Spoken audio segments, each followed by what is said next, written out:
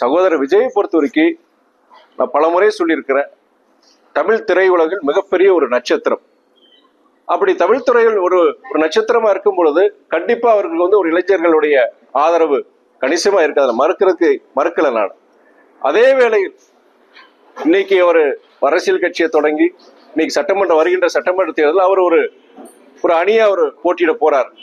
அப்படி அணியா போட்டியிட பொழுது அது மறைமுகமாக அவர் மதவாத சக்தியில் அவர் எதிர்க்கிறார், கருத்துக்கள் சொல்றார். அதே வேளையில் அந்த மதவாத சக்திகளுக்கு அவருக்கு தெரியாமலே அவர்களை உதவக்கூடிய ஒரு சூழ்நிலை அவர் உருவாயிடக்கூடாதுன்னு தான் எங்களுடைய ஆரம்ப காலகட்டத்தில் நான் சொல்லிட்டு இருக்கிறேன் நான். ஆனா எங்களை பொறுத்த வரைக்கும்னா சகோதரர் விஜய் ஒரு இயக்கமா இருக்கட்டும், அவர் கூட்டணி அமைச்சாலும் செஞ்சாலுமே திராவிட முன்னேற்ற கழகத்தில் தலைமையிலான கூட்டணி, இந்த கூட்டணி தான் மதவாத சக்திகளை எதிர்க்கவும் தகர்க்கவும் ஒரு வல்லமை படைத்த ஒரு கூட்டணியா நாங்க பாக்குறோம். நாங்க அதனால என்னதான் பிறர் சகோதரர் விஜய் உட்பட பலர் 3வது அணி 4வது அணி சொன்னாலுமே இந்த தடவை பொறுத்த வரைக்கும் இந்த கூட்டணி ஒரு வலிமையான கூட்டணி. இந்த கூட்டணி கண்டிப்பாக இந்த தேர்தலில் வெற்றி பெறும்ங்கிறத என்ன கருத்து சொல்ல வரும்.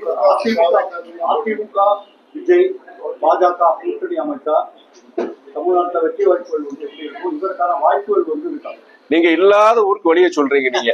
அதாவது நீங்க அதிமுக பாஜக சகோதரர் விஜய் ஒரு கூட்டணி சொல்றீங்க.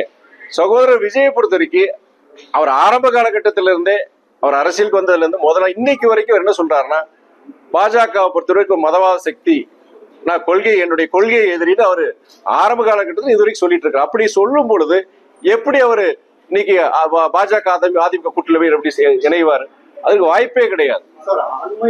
பாஜக அதிமுகவை கடுமையா எதிர்க்க அவரு திமுக தான் எதிரி அப்படின்னு சொல்லிட்டு இல்லையே, சொல்லவே இல்லை. நானும் உங்களை மாதிரி பத்திரிகை நண்பர்கள் நீங்க சொல்ற செய்திகள் பல செய்திகள் பத்தி நேற்று வரைக்கும் பொறுத்த வரைக்கும் நான் என்னுடைய கொள்கை எதிரியா தான் அவர் சொல்ற. பாஜக மறுபடியும் சொல்றாரு, மதவாத சக்திகள் சொல்றாரு.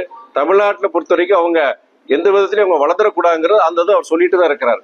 அதனால ஒருபோதும் அவரு அந்த மதவாத கூட்டணிக்கு அவர் போக மாட்டாருங்கிற நம்பிக்கை எங்களுக்கு இருக்கு.